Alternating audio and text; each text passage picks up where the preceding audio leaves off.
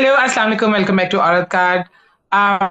KP assembly ने एक नया बिल इंट्रोड्यूस किया है। ये जो हमारी प्रोविंशियल असेंबलीज आजकल ऑब्जेक्शनेबल बिल्स की रेस में लगी हुई हैं कि नहीं मैं सबसे ज्यादा खराब बिल निकालूंगा, नहीं मैं निकालूंगा।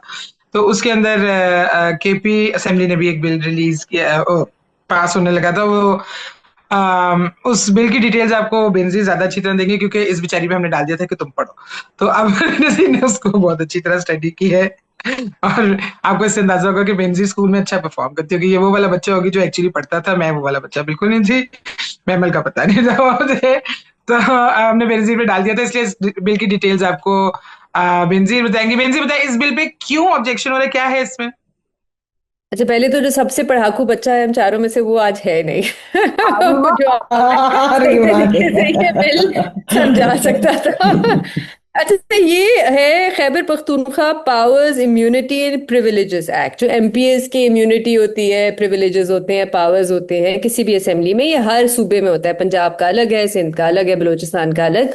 और केपी का जो असल कानून था वो 1988 का बना हुआ था। उसको इन्होंने रिपील करके और ये नया कानून लाए हैं। अच्छा, जो सहाफ़ी हैं जिनसे मेरी बात हुई वो कह रहे थे ये अप्रैल में आया था, ये बिल। लेकिन ये जो बिल था किसी को, जर्नलिस्ट को नहीं दिया जा रहा था। अब जाके उनके हाथ लगा है, जिसकी वजह से अब इस पे एक बातचीत और डिबेट जो है वो शुरू हो गई है। अच्छा, मोटा मोटा इस बिल में क्या है, और मैं थोड़ा सा कंपैरिजन भी कर दूंगी पिछले कानून में क्या था और क्या नहीं था, क्योंकि कंफ्यूजन है। पिछले कानून में ये नहीं था। इस कानून में इन्होंने डाला है कि अगर किसी एमपीए की कोई कोर्ट हेयरिंग है तो वो एग्जेम्पशन ले सकते हैं कोर्ट हेयरिंग से, अगर असेंबली का सेशन चल रहा हो या कमेटी की कोई मीटिंग चल रही हो तो जरूरी नहीं है कि वो कोर्ट हेयरिंग में जाए। हाँ, अगर वो खुद जाना चाहते हैं तो वो जा सकते हैं। ये पहले कानून में नहीं था।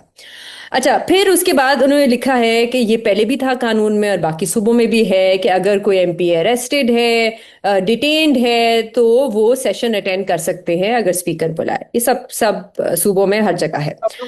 फिर पहले जो कानून में था वो ये था कि कोई भी प्रिवेंटिव डिटेंशन का कानून हो, वो अप्लाई नहीं करेगा अगर असेंबली का सेशन चल रहा हो उससे 14 दिन पहले और 14 दिन बाद। मतलब असेंबली के सेशन के दौरान आप गिरफ्तार नहीं कर सकते प्रिवेंटिव डिटेंशन का कोई कानून इस्तेमाल कर सकते करके। अब इन्होंने कहा है कि किसी भी वक्त आप प्रिवेंटिव डिटेंशन का कानून नहीं इस्तेमाल कर सकते किसी एमपीए को अरेस्ट करने के लिए।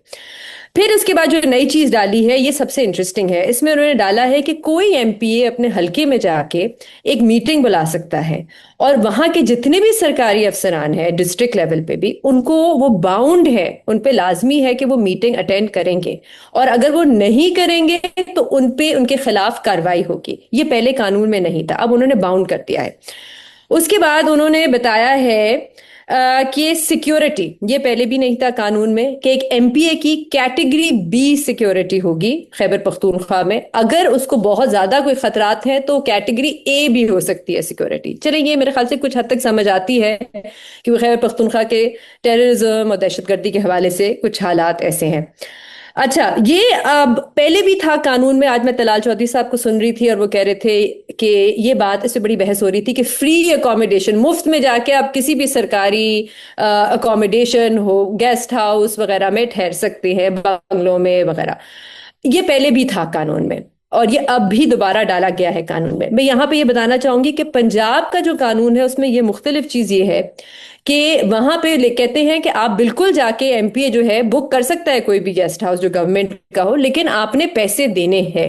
यहाँ पे फ्री अकोमोडेशन है, पहले भी था अब भी है, जो मेरे ख्याल से जरा एक्सेसिव है। क्योंकि मतलब एक एमपीए जाके 4 4 5 5 महीने किसी गेस्ट हाउस में रहे और बिल भी ना दे उसका।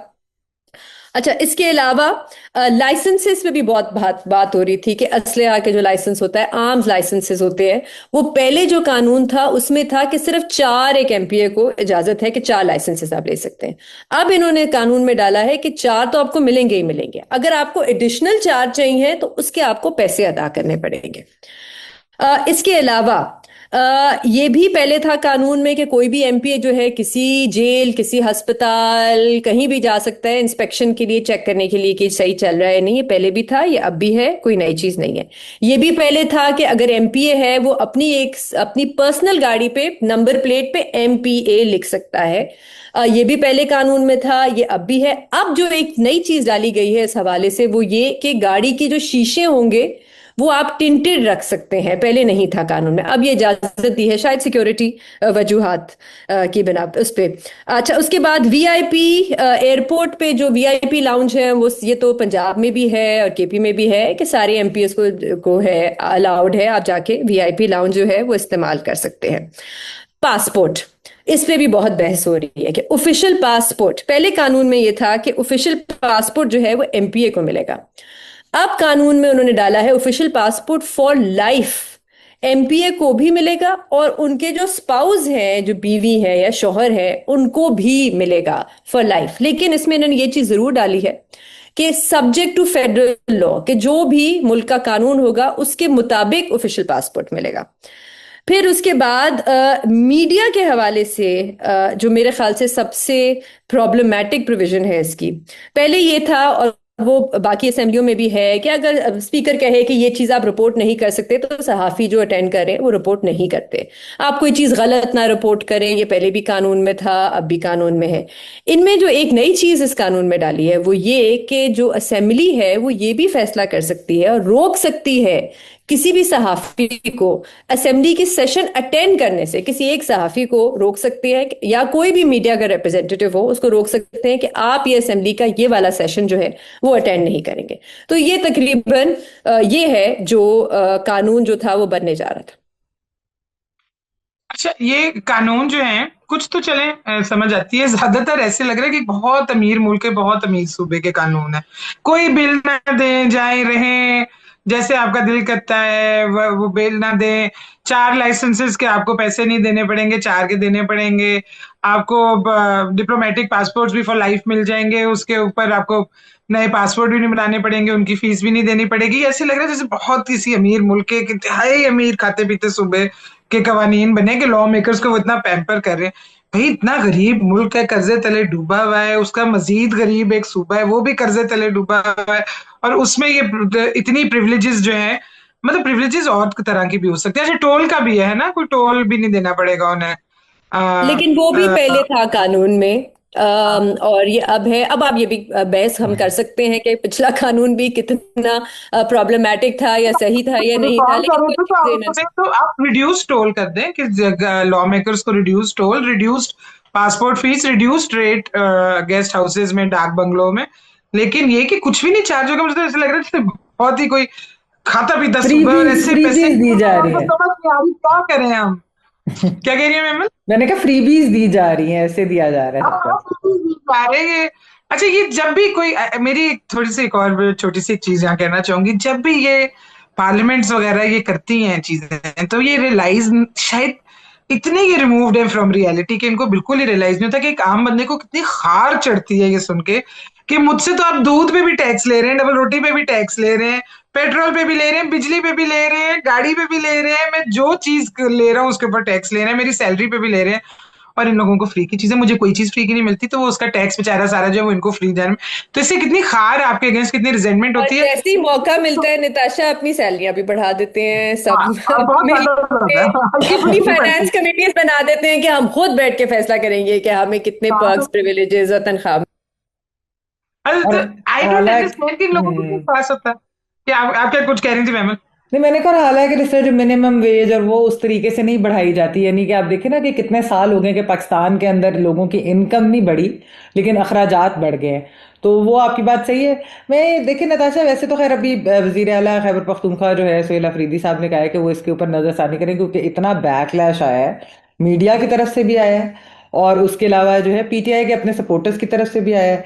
फिर जो बाकी पार्टीज के लोग थे उन्होंने इस तरह की बातें करनी शुरू कर दी कि बड़े ये बनते थे सेल्फ राइचियस कि हम तो बड़े फ़र्क हैं बाकी जमातों से, और हम पीएमएलएन हो या पीपल्स पार्टी या दूसरे हो, कि हम उनसे बहुत फ़र्क है और हम तो कोई प्रिविलेजेस और पर्क्स के लिए नहीं है, हम तो सिर्फ और सिर्फ अवाम की खिदमत के लिए आए हैं। लेकिन at the end of the day वो बिल्कुल वही निकले जिस तरह बाकी जमातें हैं, कोई फ़र्क नहीं है। ये बल्कि जो ये इस बिल के अंदर तो ऑपोजिशन और हुकूमत जो थी वो सेम पेज पे थी, क्योंकि पर्क सबको मिलने थे। तो इस वजह से कोई उनमें डिफरेंस भी नहीं नज़र आया जब उनका अपना एक म्यूचुअल बेनिफिट होता है। तो चले, एटलीस्ट जो थोड़ा बहुत बैकलैश आया उसके वजह से उन्होंने नज़रसानी की, बिल्कुल ये वही उसी तरह है कि जिस तरह वो पंजाब में जो है हैबिचुअल ऑफेंडर्स वाला जो खौफनाक किस्म का ड्रकोनियन कानून आ रहा था, जो स्पीकर साहब को भी नहीं माशाल्लाह से पता था, और फिर वो उसके बाद नजरसानी के लिए गया कि क्लॉज बाय क्लॉज करते, लेकिन अब देखते हैं कि नजरसानी के बाद भी किस उसमें आता है हमारे सामने। अब देखें ना, जो कुछ चीजें जैसा बेनजीर ने भी अभी बात की, चले सिक्योरिटी के लिहाज से तो मैं समझती हूँ, जो उनकी सिक्योरिटी या उनकी गाड़ी के शीशे, वो ऑब्वियसली खैबर पख्तूनख्वा और बलूचिस्तान दो ऐसे सूबे कि जिसके अंदर शायद सिक्योरिटी का जो है वो ज़्यादा एक बहुत बड़ा मसला है पंजाब और सिंध की बनस्बत। तो इसलिए वो ठीक है। अच्छा, जो कुछ चीज़ें ऐसी है बेनज़ीर कि वो कल मैं उस दिन सुन रही थी शफी जान साहब को भी, मंसूर के शो के ऊपर भी, कि उन्होंने कहा कि स्पीकर्स कॉन्फ्रेंस के अंदर ये बात की गई कि जी एमएनएज और सेनेटर्स के लिए, क्योंकि ये लाइफ टाइम है, तो ये हमारे यहाँ ये 5-5 साल है, तो इसको वो इसलिए इसको आप बदले, और ये वाली चीज़ जो शायद उधर भी आई। अच्छा, जो आपने मीडिया वाली बात की, ये वाकई मेरे लिए बड़ी परेशान कुन है। और जिस तरह आपने बात भी की सारे जर्नलिस्ट के लिए कि अब आप अपनी मर्जी से जो है वो आप अलाउ कर सकते हैं या किसी को डिसअलाउ कर सकते हैं। तो आई होप कि जो रिव्यू होने जा रहा है ये वाला क्लॉज तो उसके अंदर से बिल्कुल निकाला जाए, क्योंकि ये कोई हुकूमत नहीं कर सकती जो एक फ्रीडम ऑफ एक्सप्रेशन की बात करती है, राइट टू इन्फॉर्मेशन की बात करती है। हालांकि वैसे खैबर पख्तूनख्वा में बहुत सारे जर्नलिस्ट ये कंप्लेंट करते हैं कि आरटीआई के अंडर उन्होंने बड़ी चीज़ें जो फाइल भी की हैं उन्हें कोई जवाब नहीं आता, बिल्कुल रेडियो साइलेंस हो जाती है। तो उसी तरह अब अगर ये वाली चीज़ डाल दें, ये तो बहुत ही मैं कहूँगी कि अथॉरिटेरियन किस्म का है कि अपनी मनपसंद के जर्नलिस्ट जो रिपोर्ट करे आप चाहते हैं कि वही आए, और जो दूसरे जो थोड़ी सी आपको क्वेश्चन करते हैं या चैलेंज करते हैं वो इसके अंदर ना आए। लेकिन at the end of the day शायद जिस तरह नताशा ने बात की कि अब ऐसे लगता है कि पहले तो एक कुछ इडियोलॉजिकल डिफरेंसेस होते थे सियासी जमातों के अंदर। पहले हम देखते थे कोई सेंटर राइट पार्टी है, कोई सेंटर लेफ्ट पार्टी है, कोई सेंट्रिस्ट है, कोई राइट है, लेफ्ट है, मतलब इस तरह की चीजें होती थी, और उसके अंदर हम बड़ी वोकल वॉइसेस भी देखते थे। अब ये चीजें बिल्कुल ऑलमोस्ट एक इस तरह लगता है कि ऑप्टिक्स भी मैटर नहीं करते सियासतदानों के लिए। पता नहीं ये अब ये हाइब्रिड निज़ाम की वजह से है या ये बिल्कुल जो खुल के चीज़ें सामने आ रही है, लेकिन पीटीआई के अंदर भी ये चीज़ है कि वो उनका भी कोई ख़ास फ़र्क नहीं, एक नैरेटिव का ज़रूर वो फ़र्क था कि हम बाकी जमातों से बहुत डिफरेंट है, लेकिन at the end of the day सबके सब जो उनके इंटरेस्ट सेम लगते हैं। मैं सिर्फ मीडिया पे ये कहूंगी कि राइट टू इंफॉर्मेशन एक आईनी हक है। आप कैसे सहाफियों को रोक सकते हैं? ये पब्लिक के अवाम के नुमाइंदे हैं, ये अवाम की असेंबली है जहाँ पे बैठ के बात हो रही है और अवाम के बारे में बात हो रही है, जो कानून साजी हो रही है। तो आप कैसे मीडिया को रोक सकते हैं कि वो रिपोर्ट ना करें? हाँ ठीक है, कुछ चीज़ें सेंसिटिव होती हैं, कुछ इन कैमरा होती हैं, आप कहते हैं चलें इसको आप ना पब्लिश करें, लेकिन एक पूरे इदारे को, एक सहाफी को, एक मीडिया ऑर्गेनाइजेशन को रोक देना कि वो रिपोर्टिंग ना करें, ये तो बहुत सिलेक्टिव और बड़ा खतरनाक हो सकता है कि आप अपनी मर्जी के कहें सहाफी आएंगे जो हमें अच्छे लगते हैं और जो नहीं अच्छे लगते हैं उनको आप रिपोर्टिंग नहीं करने देंगे। आई थिंक इसमें एक और चीज ये है कि ये जो बिल्स अब बन रहे हैं ना, ये ऐसे बिल्स बन रहे हैं कि जिसके अंदर पहले हम ऐसी एक चीज देखते थे, मैं किसी पे इल्जाम नहीं लगाना चाह रही, लेकिन पहले हम ऐसी चीज देखते थे कि वो बहुत ज्यादा बॉदर्ड नहीं थे बहुत से लॉ मेकर्स अबाउट कि उनको असेंबली से क्या क्या मिल रहा है और उनकी क्या क्या पावर्स हैं, क्योंकि एक खाते कुछ खुले हुए थे जो खुलते ही जाते थे और वो बड़ा आपको फायदा बेनिफिट हो जाता था, इतने ज्यादा पैसे लगा के आप इलेक्शन लड़के आए हो और अब आपको आगे भी तो कुछ फाइनेंशियल बेनिफिट चाहिए। वो वाली चीजें हमने देखा है कि कुछ हद तक कर्टेल हो गए, कुछ मुल्क के हालात नहीं रहे, कुछ जरा थोड़ी सी सख्तियां भी हो गई हैं, आपके लिए डिफिकल्ट हो गया ये चीजें करना। तो मीडिया पे खार जो है, एक तो उसकी मेरा ख्याल है ये बड़ी ज्यादा वजह है कि मीडिया पे खार मोर देन एनीथिंग एल्स के ये हर बात को बाहर लीक कर देते हैं, ये बातें बता देते हैं, तो वो उसके मेरा ख्याल है उसको उस तराजुर में भी देखना चाहिए। दूसरी चीज जो है आई थिंक वो ये है कि जैसे बेनजी ने कहा कि उनकी अपनी वो खुद ही बनाते हैं कमेटी, वो खुद ही अपनी तनख्वाहें भी बढ़ा लेते हैं। आई थिंक वो अब ये भी हो गया हुआ है कि it's not financially very for most of the majority, सबके लिए मैं नहीं कहूंगी, बहुत से लोग होंगे जो इसके अंदर फाइनेंशियली फायदा उनको अभी भी मिल रहे होंगे, लेकिन ज्यादातर मेजोरिटी के लिए अब इतना फाइनेंशियली बेनिफिशियल नहीं रह गया हुआ एमपीए या मैं एक एमएनए। आखिरी बात नताशा कहूंगी कि ये जो आर्ग्यूमेंट है ना कि सेनेट को मिल रहा है, नेशनल असेंबली को मिल रहा है, पंजाब को मिल रहा है, तो केपीयू क्यों नहीं मिल रहा है, ये मुझे आर्ग्यूमेंट नहीं समझ आई। डिबेट होनी चाहिए कि क्या एक्सपेंसेस जो है इन ये जो भी आप इकदामात ले रहे हैं, डू दे मेक सेंस, क्या ये होने चाहिए नहीं होने चाहिए, बजाय इसके क्योंकि हम अक्सर ये सुनते हैं कि नहीं उनको भी तो मिल रहा था, वो भी तो कर रहे थे तो हम भी कर रहे हैं। हाँ, मतलब ये होता है कि अगर एक नहीं बुरा लॉ एक सूबे के अंदर है या फिर फेडरल में, तो जो अच्छा जी हम भी उसको रेप्लिकेट कर ले, बजाय इसके कि आप कहें कि नहीं हम इम्प्रूव करते हैं, हमको रिफॉर्म्स लाते हैं। वो उन्होंने अगर गलत कोई कानून साजी की हुई है तो हम उसकी हम उसको नहीं फॉलो करेंगे एग्जाम्पल को, बजाय इसके कहें उन्हें भी मिल रहा है तो सानू भी दबो फिर। मेरे ख्याल से एक आखिरी बात जो करना चाहूंगी वो ये कि थोड़ी सी ये इनसिक्योर हुकूमत वाली हरकत की है केपी हुकूमत ने, जो मेरे लिहाज से, मेरे ख्याल में इस वक्त पाकिस्तान की सबसे सिक्योर गवर्नमेंट जो है वो शायद केपी की गवर्नमेंट है, जिसको अपने कॉन्स्टिट्यूंसीज का और अपने कॉन्स्टिट्यूएंट्स का फुल सपोर्ट हासिल है। जब मेजोरिटी जो है वो पीटीआई को ही सपोर्ट करती है, जिसकी हुकूमत भी बनी हुई है। तो ये एक बड़ी इनसिक्योर हुकूमत वाली उन्होंने हरकत की है, और ये थोड़ी जो फाशिज्म का वो बीच में हल्का सा लाना चाह रहे हैं। लेकिन वो Benazir, I kind of disagree. वो भी कहते हैं कि वो पूरे मुल्क में ही है तो हम क्यों नहीं कर सकते? यहाँ पे हर कोई ये कर रहा है, हर किसी ने ये कर लिया है, तो हम क्यों नहीं थोड़ा सा डंडा चला सकते? उनका भी दिल कर रहा है डंडा नहीं नहीं, चलाने का। वैसे वैसे बहरहाल नताशा स्टार्ट भी इन्होंने किया था इनकी जमात में, इनकी पहली हाँ, हाइब्रिड अब हुकूमत तो है। खैर सारों ने चलाया हुआ है, तो फिर हमारे केपी वाले क्यों पीछे रहे? बट बहरहाल आप हमें बताइएगा इस पे। वैसे ये है कि कुछ चीजें बिल्कुल मुझे लग रहा है रीजनेबल भी हैं, कुछ चीजें वाकई उनकी सिक्योरिटी के हिसाब से, उनकी और चीजों के हिसाब से वो चीजें समझ भी आती हैं। केपी के हालात जो हैं वो ठीक नहीं है, उस हिसाब से समझ भी आता है। तो आप हमें प्लीज कमेंट्स में बताएं कि आपके ख्याल में ये बिल एक्सेसिव है, इसमें कौन से पार्ट्स आपको लगता है कि रिवर्स होने चाहिए या रिवाइज होने चाहिए। अफरीदी साहब ने कहा है कि जी हम कर रहे हैं, तो वो के सीएम साहब अगर उनको कर रहे हैं, वो बिल को रिव्यू कर रहे हैं, तो लेट्स सी कि इसके अंदर क्या आता है, रिव्यू में कौन कौन सी चीजें उड़ जाती हैं, कौन सी मजीद ऐड हो जाती हैं। जब भी नया बिल आएगा तो हम इस पे फिर कोशिश करेंगे कि एक एपिसोड कर दें। अगर आपको हमारी वीडियो अच्छी लगी तो प्लीज लाइक कीजिएगा, चैनल औरत कैट को सब्सक्राइब कीजिएगा। सॉरी, आज मेरी जुबान बहुत लड़खड़ा रही है, मुझे इस वक्त बहुत नींद आ रही है, लेकिन मेरा चैनल औरत कैट को सब्सक्राइब कीजिएगा, और बेल आइकन अगर आप हिट कर देंगे तो जब नई वीडियो अपलोड होगी आपको नोटिफिकेशन मिल जाएगा। थैंक यू फॉर वॉचिंग औरत कैट।